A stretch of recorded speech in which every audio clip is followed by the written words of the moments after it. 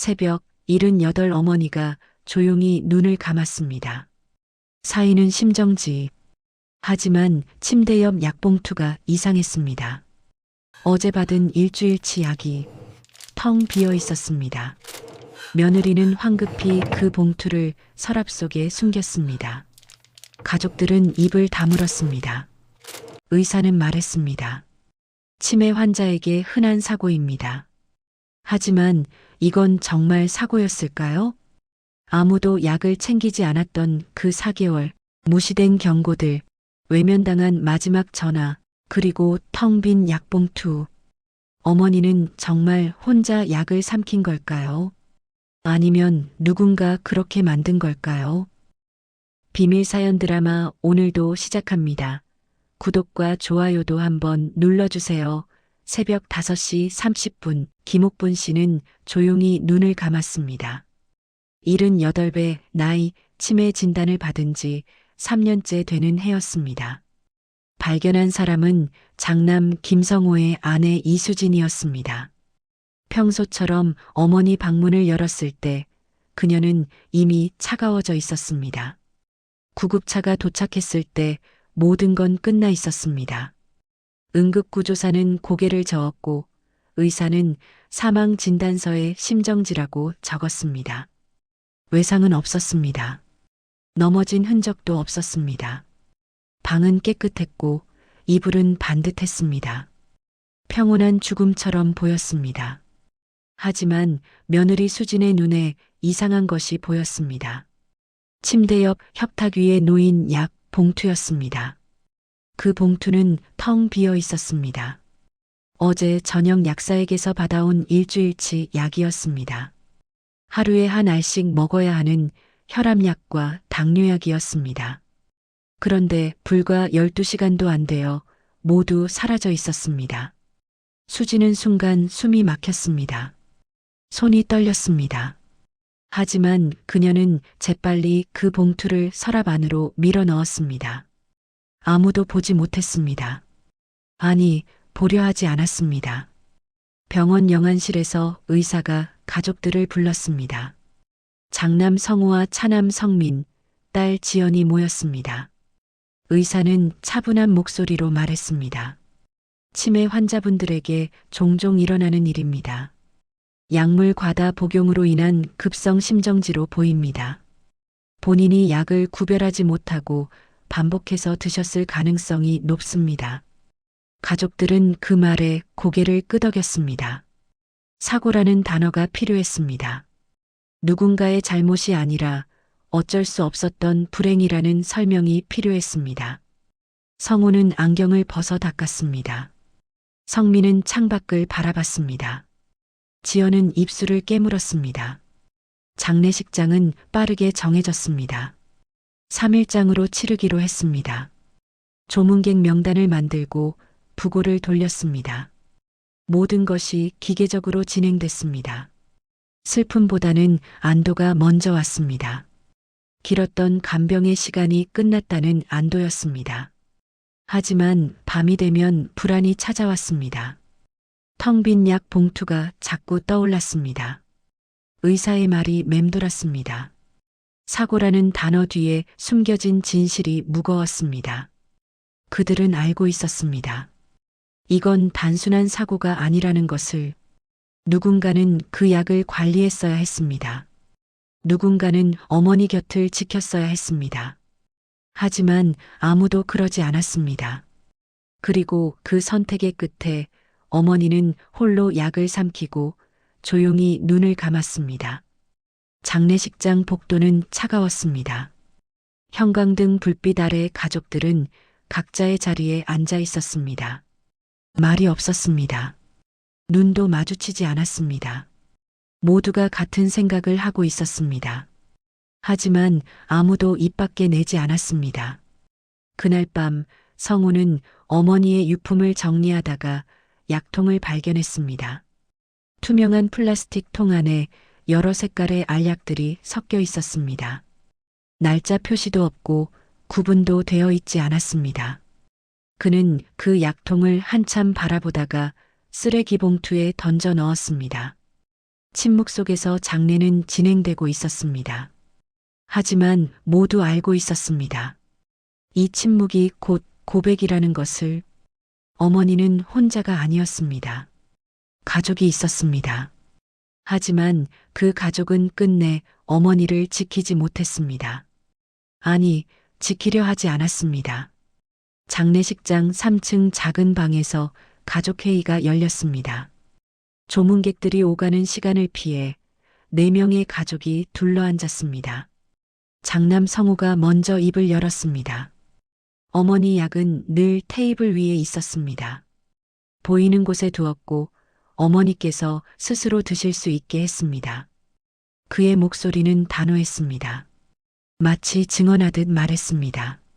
차남 성민이 고개를 끄덕였습니다. 맞습니다. 어머니는 약 드시는 것 정도는 혼자 하실 수 있었어요. 우리가 일일이 챙기면 오히려 자존심 상하신다고 하셨잖아요. 딸 지연은 침묵했습니다. 그녀는 손톱을 뜯으며 창밖을 바라봤습니다. 며느리 수지는 가방에서 서류를 꺼냈습니다. 병원 기록과 약 처방전이었습니다. 이게 지난 3개월치 기록입니다. 병원에서는 보호자 관리가 필요하다고 적혀 있네요. 성우가 서류를 가로챘습니다. 그건 형식적인 문구일 뿐입니다. 모든 처방전에 다 쓰는 말이에요. 하지만 방 안의 모든 사람이 알고 있었습니다. 그게 형식이 아니었다는 것을. 어머니는 작년부터 약 구분을 못했습니다. 아침약과 저녁약을 헷갈렸고 먹었는지 안 먹었는지도 기억하지 못했습니다. 냉장고에서 밥을 꺼내 먹다가 날 것인지도 모르는 날이 있었습니다. 시간 개념이 흐려졌고 이름도 자주 잊었습니다. 그런 어머니에게 약통을 맡겨둔 건 편이었습니다. 아니, 방치였습니다. 성민이 물을 한 모금 마시며 말했습니다. 우리가 뭘 잘못했나요? 요양원에 모실 형편도 안 됐고 간병인을 쓸 돈도 없었어요. 다들 일하며 번 돈으로 어머니 병원비 내고 약값 내고 그렇게 살았잖아요. 맞는 말이었습니다. 그들은 각자 생활이 있었습니다. 성우는 회사 중역으로 아침 일찍 나가 밤늦게 들어왔습니다. 성민은 소규모 사업을 하며 자금 압박에 시달렸습니다. 지연은 2아이를 키우며 시댁과 친정을 오갔습니다. 모두가 바빴고 지쳐 있었습니다. 하지만 지연이 처음으로 입을 열었습니다. 오빠, 우리 거짓말하지 말아요. 방 안이 조용해졌습니다. 지연의 눈에 눈물이 맺혔습니다. 어머니가 약을 구별 못하신다는 거 우리 다 알았어요. 작년 추석 때 약을 2번 드시고 쓰러지셨잖아요. 그때 병원에서 의사가 뭐라고 했어요? 보호자가 약을 관리하라고 했어요. 약통에 잠금장치 달라고 하루치씩 나눠 담으라고 했어요. 성우가 가로막았습니다. 그건 너무 과한 조치였어. 어머니 자존심 생각해야지. 자존심이요? 오빠 솔직해져요. 우리가 귀찮았던 거예요. 매일 약을 챙기고 시간 맞춰드리는 게 귀찮았던 거잖아요. 수진이 개입했습니다. 지연 씨, 말 조심하세요. 우리가 최선을 다했어요. 매달 용돈도 드렸고 병원도 모셨고 돈만 드리면 되는 줄 아셨어요? 어머니가 필요한 건 옆에 있어주는 거였어요. 성민이 책상을 쳤습니다. 그럼 내가 모시지 그랬어. 직장 그만두고 집에서 어머니 간병하지 그랬냐고. 지연은 더 이상 말하지 않았습니다. 방 안은 다시 침묵에 잠겼습니다. 모두가 알고 있었습니다. 이 싸움에서 이긴 사람은 아무도 없다는 것을. 책임은 나눌 수 없었습니다. 모두의 것이었습니다. 그날 회의는 결론 없이 끝났습니다. 다만 한 가지는 확실했습니다. 어머니의 약을 챙긴 사람은 아무도 없었다는 것. 그리고 그 선택이 어머니를 죽음으로 몰고 갔다는 것. 돌봄은 귀찮았고 책임은 서로에게 밀었습니다. 사건이 일어나기 4개월 전 가을이었습니다. 동네 약국의 약사 오정태는 평소처럼 처방전을 받아 약을 조제했습니다. 김옥분 씨의 약이었습니다. 혈압약, 당뇨약, 치매 진행 억제제였습니다. 모두 매일 정확한 시간에 복용해야 하는 약들이었습니다. 약을 받으러 온 사람은 며느리 수진이었습니다. 그녀는 서둘러 약을 받아가려 했습니다. 하지만 약사 오정태가 그녀를 불러 세웠습니다. 잠깐만요, 며느님. 수진은 귀찮다는 표정으로 돌아섰습니다. 네, 무슨 일이세요? 오정태는 약봉투를 펼쳐 보이며 설명했습니다. 어르신 약이 이번 달부터 한 가지 추가됐어요. 이 흰색 알약인데 절대로 과다 복용하시면 안 됩니다. 심장에 무리가 갈 수 있어요. 수지는 대충 고개를 끄덕였습니다. 네, 알겠습니다. 며느님, 제 말 잘 들어주세요. 어르신이 치매가 있으시잖아요. 이 약은 꼭 보호자가 관리하셔야 합니다. 하루치씩 따로 담아서 드시는 걸 직접 확인하셔야 해요. 수진의 표정이 굳었습니다. 약사님, 저희도 바빠요. 매일 그렇게 신경 쓸 시간이 어디 있어요? 시간이 문제가 아닙니다. 어르신 생명이 달린 일이에요. 약통에 잠금 장치라도 다시는 게 좋겠어요. 요즘 치매 환자용 약통 나오는데 그런 것까지 해야 하나요? 우리 어머니 그 정도는 하세요. 아직 정신 멀쩡하실 때도 많고요. 오정태는 한숨을 쉬었습니다.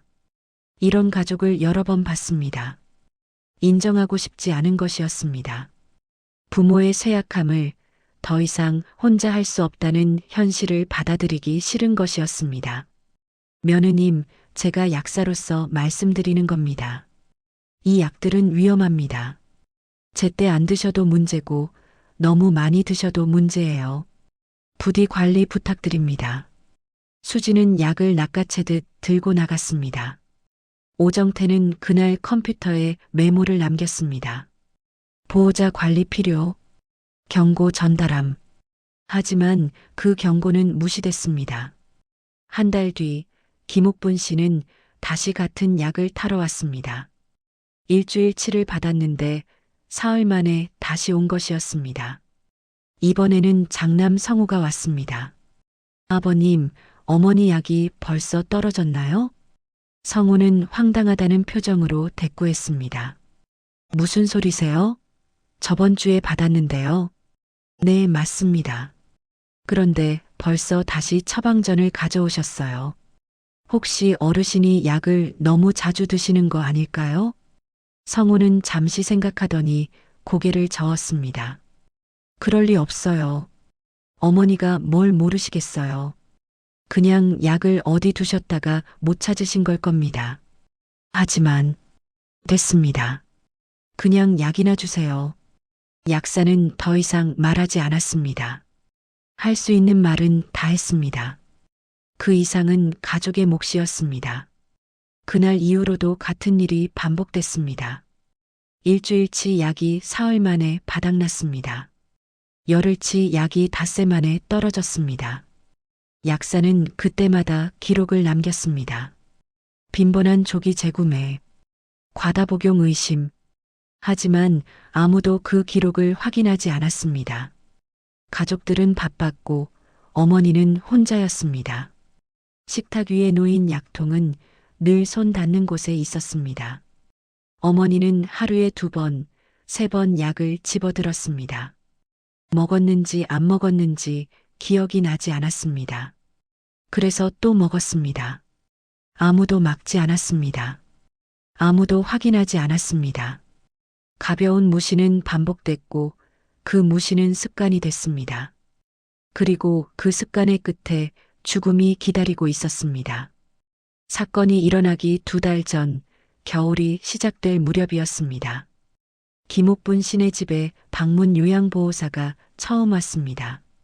정미라 50대 초반의 베테랑 요양보호사였습니다. 그녀는 일주일에 2번 어머니를 돌보러 오기로 했습니다. 첫날 정미라는 집안을 둘러봤습니다.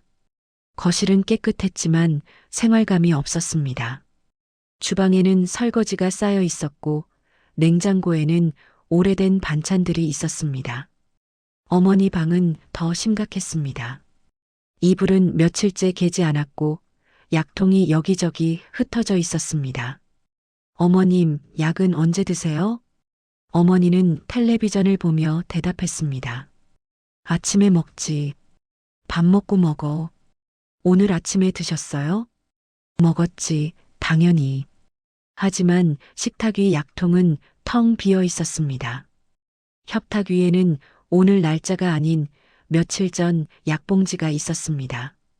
정미라는 며느리 수진을 불렀습니다. 며느님, 잠깐 말씀 좀 드려도 될까요? 수진은 바쁜 듯 시계를 보며 대답했습니다. 네, 빨리 해주세요. 나가야 해서요. 어머님, 약 관리가 전혀 안 되고 있어요. 약통이 여러 개 있는데 날짜 구분도 안 돼 있고 어떤 약을 드셨는지 확인이 안 됩니다. 수지는 한숨을 쉬었습니다. 그래서요? 제가 어떻게 하면 되나요? 약통에 잠금 장치를 다셔야 해요. 하루치씩 따로 담아서 정해진 시간에만 드실 수 있게요. 그리고 가능하면 보호자가 직접 약을 드리는 게 좋습니다. 그런 거 다 돈 아닌가요? 약통 사는 것도 돈이고 제가 매일 여기 와서 약 챙기는 것도 현실적으로 어려워요. 정미라는 단호하게 말했습니다. 며느님, 이건 돈 문제가 아니에요. 어머님 생명이 달린 일입니다. 치매 환자는 약 조절을 못해요. 스스로 먹었다고 생각해도 안 먹은 경우가 많고 반대로 여러 번 드시기도 해요. 그럼 어쩌자는 거예요? 요양원에 모시라고요? 그것도 돈이잖아요. 한 달에 200만 원 넘게 들어요. 간병인을 쓰시든지. 그것도 돈이에요. 수진의 목소리가 높아졌습니다. 정미라는 침착하게 말을 이었습니다. 그럼 가족 중 누군가는 관리를 하셔야 합니다. 약통 관리, 식사 챙기기, 이불 빨래, 이런 기본적인 것들이요. 수지는 가방을 들며 말했습니다. 선생님이 오시는 날은 선생님이 해주시면 되잖아요. 그래서 모신 거 아니에요? 저는 일주일에 이틀만 옵니다. 나머지 닷새는 어떻게 하실 건가요? 그건 우리가 알아서 할게요. 하지만 아무도 하지 않았습니다. 그날 저녁 가족회의가 열렸습니다. 정미라의 말을 전했습니다. 약통 잠금 장치, 하루치 약 관리, 보호자의 직접 돌봄.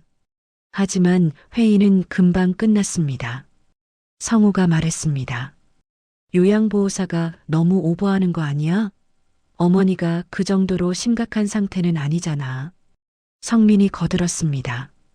맞아. 약통 사는 것도 비용이고 매일 누가 챙기는 것도 현실적으로 어려워. 지연은 이번에도 침묵했습니다. 하지만 속으로는 알고 있었습니다. 이건 비용 문제가 아니라는 것을. 회의는 이렇게 결론 났습니다. 어차피 치매잖아. 뭘 해도 나아지는 것도 아니고. 그 말이 모든 책임을 덮었습니다. 치매라는 단어가 방치를 정당화했습니다. 불안은 애써 무시됐고 경고는 묵살됐습니다. 정미라는 그 후로도 2달 동안 방문했습니다. 하지만 상황은 나아지지 않았습니다. 그녀는 퇴근하며 매번 기록을 남겼습니다. 약 관리 미흡, 가족 돌봄 부재, 위험 상황. 하지만 아무도 그 기록을 읽지 않았습니다. 사건 전날 밤 일요일이었습니다. 저녁 6시가 조금 넘은 시각이었습니다. 김옥분 씨는 거실 소파에 앉아 텔레비전을 보고 있었습니다. 뉴스가 나오고 있었지만 무슨 내용인지 이해되지 않았습니다. 화면이 흐릿했고 소리가 멀게 들렸습니다. 목이 말랐습니다. 어머니는 부엌으로 가서 물을 마셨습니다. 그러다 식탁 위에 놓인 약통을 봤습니다. 투명한 플라스틱 통에 여러 색깔의 알약들이 들어 있었습니다. 하얀색, 분홍색, 노란색. 먹었던가 안 먹었던가 기억이 나지 않았습니다. 아침에 먹었던 것 같기도 하고 안 먹은 것 같기도 했습니다. 걱정이 됐습니다. 약을 안 먹으면 안 된다고 누가 그랬습니다. 의사였던가 아들이었던가. 어머니는 약통을 열었습니다. 하나를 꺼내 삼켰습니다. 물과 함께 목구멍으로 넘어갔습니다. 그런데 먹었는지 안 먹었는지 또 헷갈렸습니다. 방금 먹은 것 같은데 확실하지 않았습니다. 다시 하나를 꺼냈습니다. 또 삼켰습니다. 이번에는 확실히 먹었습니다. 하지만 마음이 불안했습니다. 정말 먹은 게 맞나? 아까 먹은 건 꿈이었나? 1시간이 지났습니다. 저녁 7시쯤 어머니는 가슴이 답답해졌습니다. 숨이 조금 가빠졌습니다. 땀이 났습니다. 식탁으로 돌아가 또 약통을 봤습니다. 약을 먹으면 나아질까? 그런 생각이 들었습니다. 한 움큼 집었습니다. 대여섯 알이 손에 쥐어졌습니다. 물과 함께 삼켰습니다. 쓴맛이 입안에 퍼졌습니다. 목구멍이 화끈거렸습니다. 하지만 계속 삼켰습니다. 8시가 됐습니다. 숨이 더 가빠졌습니다. 가슴이 조였습니다. 어머니는 전화기를 들었습니다. 차남 성민의 번호를 눌렀습니다. 한참을 기다렸습니다. 신호음이 길게 울렸습니다. 여보세요, 엄마? 성민의 목소리가 들렸습니다. 하지만 피곤한 목소리였습니다. 미나. 네, 엄마. 무슨 일이세요? 약이 너무 써.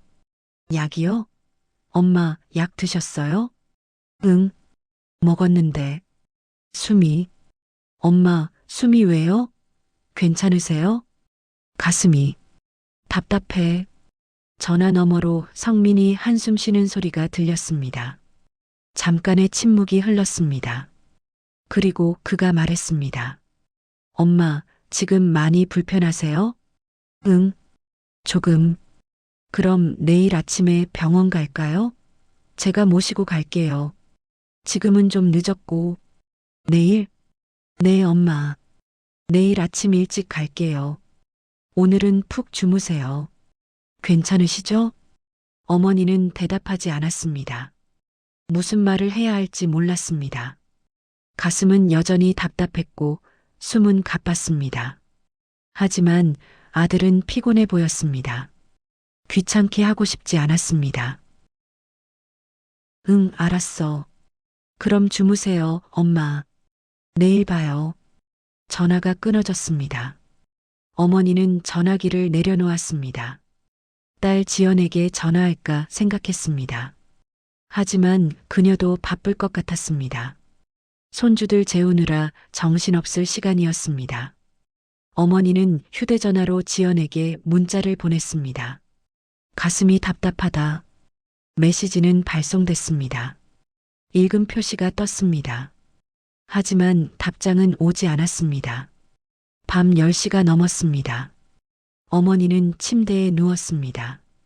숨은 여전히 가빴고 가슴은 조였습니다. 약통은 협탁 위에 있었습니다. 거의 비어 있었습니다. 그날 밤 아무도 어머니를 찾아오지 않았습니다. 전화도 오지 않았습니다.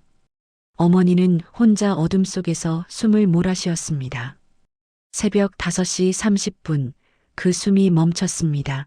어머니는 스스로 약을 먹었습니다. 하지만 그 약을 방치한 건 가족이었습니다. 그 사실을 장례식장에 모인 모든 사람이 알고 있었습니다.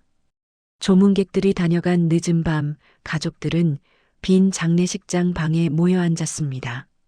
아무도 말이 없었습니다. 형광등 불빛만 차갑게 내려왔습니다. 며느리 수진이 먼저 입을 열었습니다. 저 사실 말씀드릴 게 있어요. 모두의 시선이 그녀에게 향했습니다. 제가 어머님 돌아가신 날 아침 약봉투를 봤어요. 텅 비어 있었어요. 성우가 끼어들었습니다. 그게 무슨 상관이야? 어머니가 드신 거잖아. 하지만 그 약은 일주일치였어요. 하룻밤 사이에 다 없어진 거예요. 침묵이 흘렀습니다. 지연이 떨리는 목소리로 말했습니다. 저 어머니한테 전날 밤에 문자 왔었어요. 무슨 문자? 가슴이 답답하다고. 그래서 읽었는데 답장 안 했어요. 아이들 재우느라 바빴고 금방 자겠거니 했어요. 성민이 얼굴을 손으로 가렸습니다. 나도 전화 받았어.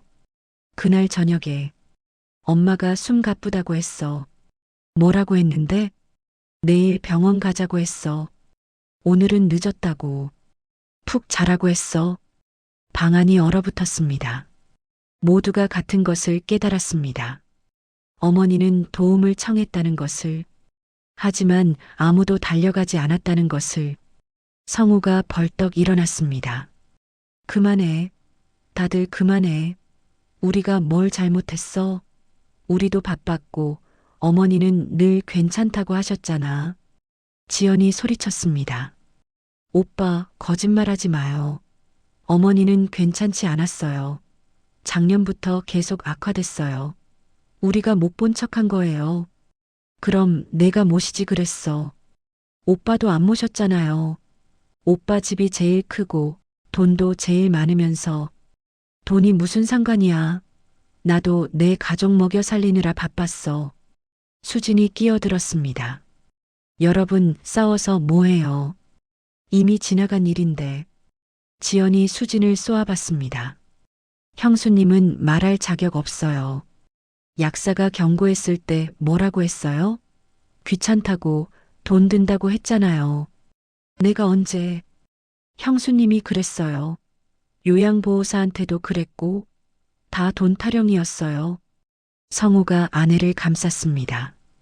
지연아, 내가 지금 너무 흥분한 거야. 흥분이요? 오빠, 우리 어머니 돌아가셨어요. 우리 손에 돌아가신 거예요. 그 말에 모두가 입을 다물었습니다. 성민이 조용히 말했습니다. 지연아, 그런 말 하지 마. 우리가 죽인 건 아니잖아. 아니에요, 오빠. 우리가 죽인 거 맞아요. 무슨 소리야. 우리가 칼로 찌른 것도 아니고 독을 탄 것도 아니잖아. 안 한 게 죽인 거예요. 약을 관리 안 하고 전화 안 받고 문자 무시하고 병원 안 모시고 그게 죽인 거예요. 방안이 다시 조용해졌습니다. 누구도 반박하지 못했습니다. 왜냐하면 그게 사실이었기 때문입니다. 어머니는 도움을 요청했습니다. 약사도 경고했고 요양보호사도 경고했습니다. 어머니 스스로도 신호를 보냈습니다. 하지만 아무도 듣지 않았습니다. 폭력은 없었습니다. 폭언도 없었습니다. 무릎을 꿇게 한 적도 없었습니다. 하지만 그래서 더 잔인했습니다. 침묵이 어머니를 죽였습니다. 무관심이 어머니를 버렸습니다. 그 밤 가족은 뿔뿔이 흩어졌습니다. 서로를 쳐다보지도 못했습니다. 왜냐하면 모두가 알고 있었기 때문입니다. 이건 사고가 아니었습니다. 선택이었습니다. 장례식 마지막 날, 이른 아침이었습니다. 조문객들이 오기 전 약사 오정태가 조용히 장례식장에 들어왔습니다. 그는 화환도 없이 조의금 봉투 하나만 들고 왔습니다. 성우가 그를 맞았습니다. 약사님 오셨어요. 감사합니다. 오정태는 고개를 숙였습니다. 삼가 조의를 표합니다. 어르신, 너무 갑작스러우셨죠? 네. 심정지라고 하더군요. 그게 오정태는 말을 아꼈습니다. 하지만 결국 입을 열었습니다. 제가 몇 달 전에 말씀드렸던 거 기억하시나요? 성우의 얼굴이 굳었습니다. 무슨 말씀이신지. 어르신 약 관리 말입니다. 꼭 보호자가 직접 챙기셔야 한다고 말씀드렸습니다. 아, 그거요. 저희도 최선을 다했습니다. 오정태는 가방에서 서류를 꺼냈습니다. 프린트된 종이 몇 장이었습니다. 이게 어르신 약 구매 기록입니다. 지난 3개월간 7번이나 조기 재구매가 있었어요. 일주일치가 사흘 만에, 열흘치가 닷새 만에 바닥났습니다. 저는 그때마다 기록을 남겼습니다. 과다 복용 위험, 보호자 관리 필요. 하지만 아무도 확인하지 않으셨죠. 성우는 할 말을 잃었습니다. 1시간 뒤 요양보호사 정미라가 왔습니다. 그녀는 성우와 며느리 수진을 따로 불렀습니다. 제가 마지막으로 방문한 게 일주일 전이었어요. 그때도 약통이 여러 개 흩어져 있었고 관리가 전혀 안 되고 있었어요. 수진이 변명했습니다. 저희도 바빴어요. 최대한 신경 쓰려고 했는데. 며느님, 제가 약통 잠금 장치 얘기했을 때 뭐라고 하셨죠? 돈 든다고 하셨어요. 하루치씩 나눠 담자고 했을 때도 귀찮다고 하셨어요. 그건 어르신은 도움이 필요했어요. 하지만 가족들은 외면하셨어요. 정미라는 그녀의 기록 노트를 펼쳤습니다. 매주 방문할 때마다 남긴 메모들이었습니다.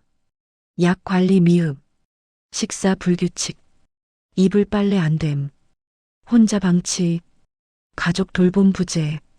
수지는 눈물을 흘렸습니다. 오후가 되자 경찰이 찾아왔습니다. 예상한 일이었습니다. 가족들은 작은 방에 모였습니다. 형사 한 명이 들어와 앉았습니다. 김옥분 씨 사망 건으로 조사가 진행 중입니다. 부검 결과 약물 과다 복용으로 인한 심정지로 확인됐습니다. 성우가 물었습니다. 그럼 어떻게 되는 건가요? 약사와 요양보호사 진술을 확보했습니다. 반복적인 경고가 있었고 가족분들이 이를 무시한 정황이 있습니다. 하지만 형사처벌은 어렵습니다. 가족들이 안도의 한숨을 쉬었습니다. 하지만 형사는 계속 말했습니다. 고의성을 입증할 수 없고 직접적인 폭력이나 학대 행위가 없었습니다. 법적으로는 보호자의 과실로 분류됩니다. 그럼 처벌은 없습니다. 하지만 형사는 서류를 테이블 위에 놓았습니다. 통화 기록, 문자 메시지, 약 구매 내역, 증인 진술서, 기록은 남습니다. 어르신이 도움을 요청했고 가족들이 이를 외면한 기록이요. 형사는 일어서며 마지막으로 말했습니다. 법은 여러분을 풀어줍니다. 하지만 그게 무죄를 의미하지는 않습니다. 그가 나간 후 방 안은 조용했습니다. 성우가 중얼거렸습니다. 처벌이 없다니 다행이야. 하지만 아무도 대답하지 않았습니다. 왜냐하면 모두 알고 있었기 때문입니다. 이건 사고가 아니었습니다. 선택이었습니다. 그리고 그 선택에 대한 대가는 이제 시작일 뿐이었습니다. 장례를 마치고 한 달이 지났습니다. 장남 김성호는 회사에서 승진 대상자 명단에서 빠졌습니다. 공식적인 이유는 없었습니다.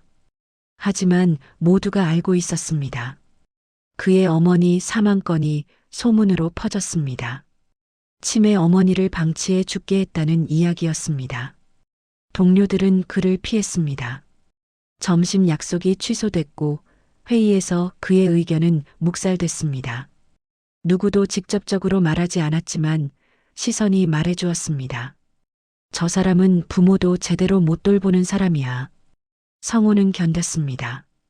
하지만 어느 날 팀장이 조용히 그를 불렀습니다. 성호 씨, 휴직 좀 하는 게 어때요? 개인 사정도 정리하고. 그 말은 사실상 퇴사 권고였습니다. 성호는 고개를 숙였습니다. 그리고 사표를 냈습니다. 차남 김성민은 더 빨리 무너졌습니다. 그는 작은 사업을 하고 있었는데 거래처들이 하나둘 끊어졌습니다. 소문은 빠르게 퍼졌습니다. 동네 사람들이 그를 손가락질했습니다. 어머니 마지막 전화도 무시한 사람이래. 어느 날 단골 거래처 사장이 전화를 걸어왔습니다. 성민 씨, 미안한데 우리 이번 계약은 다른 데랑 하기로 했어. 사장님, 갑자기 왜 그러세요? 아니, 그냥, 우리도 이미지가 있잖아. 성민 씨랑 일하면 우리도 욕먹을 것 같아서 전화가 끊어졌습니다. 성민은 전화기를 바닥에 내던졌습니다. 한 달 뒤 그의 사업체는 문을 닫았습니다. 빚만 남았습니다. 그는 가족과도 연을 끊었습니다. 형과도 누이와도 통화하지 않았습니다. 서로를 볼 수가 없었습니다. 서로의 얼굴이 거울처럼 자신의 죄를 비춰주었기 때문입니다. 며느리 이수진은 아파트 단지에서 왕따가 됐습니다. 엘리베이터에서 이웃들을 만나면 모두가 고개를 돌렸습니다. 아이들 학교 학부모 모임에서도 그녀는 투명 인간이 됐습니다. 슈퍼마켓에서 계산을 하는데 뒤에서 수군거리는 소리가 들렸습니다. 저 사람 시어머니 돌아가신 집 며느리래. 아, 그지? 약 관리 안 해서 돌아가셨다던데. 에휴, 며느리가 그러면 안 되는 건데. 수지는 장바구니를 버려두고 뛰쳐나왔습니다. 그날 이후 그녀는 밖에 나가지 않았습니다. 딸 김지연은 가장 늦게 무너졌습니다. 처음에는 괜찮은 척했습니다. 아이들을 돌보고 남편과 대화하고 일상을 이어갔습니다. 하지만 어머니의 문자가 자꾸 떠올랐습니다. 가슴이 답답하다. 읽고도 답장하지 않았던 그 문자. 지연은 그날의 화면을 지우지 못했습니다. 휴대전화를 켤 때마다 그 메시지가 보였습니다. 어느 날 지연은 남편에게 말했습니다. 나 엄마 죽인 것 같아. 무슨 소리야? 내가 뭘 잘못했어. 마지막 문자. 나 읽었어. 그런데 답장 안 했어. 바빴다고 생각했어. 금방 잊어버렸어. 그건 내 잘못이 아니야. 아니야, 내 잘못 맞아. 내가 달려갔어야 했어. 그날 밤에 지연은 매일 밤 악몽을 꿨습니다.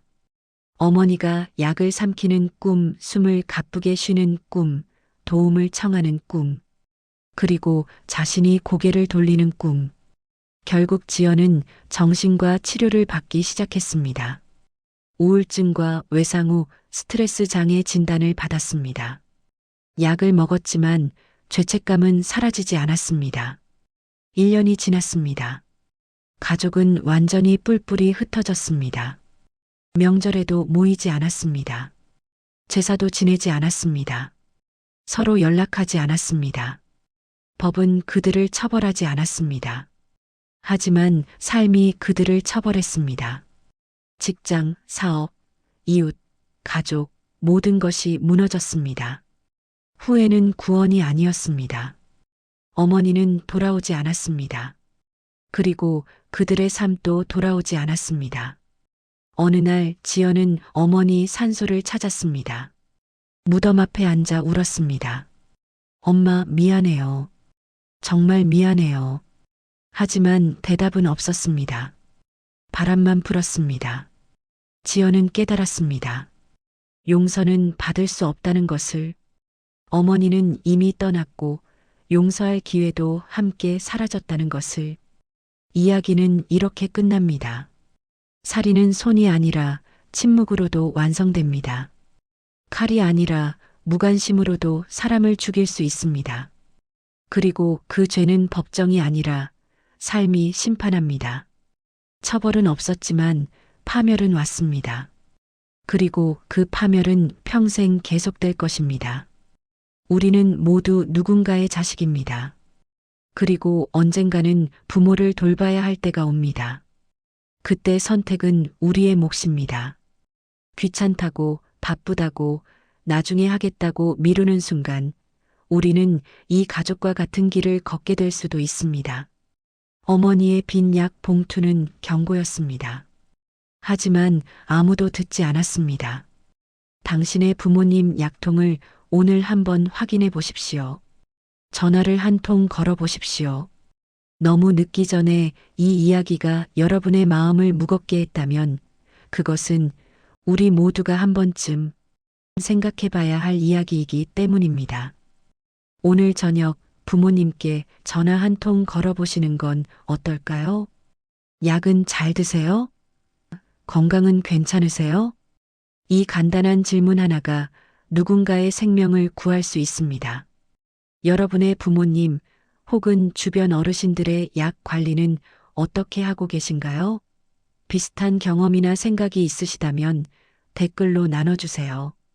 여러분의 이야기가 또 다른 누군가에게 경종이 될 수 있습니다. 이 영상이 도움이 되셨다면 좋아요 버튼으로 응원해 주시고 구독과 알림 설정으로 더 많은 현실 이야기를 함께 나눠주세요. 우리 모두 너무 늦기 전에 행동할 수 있기를 바랍니다. 시청해 주셔서 감사합니다.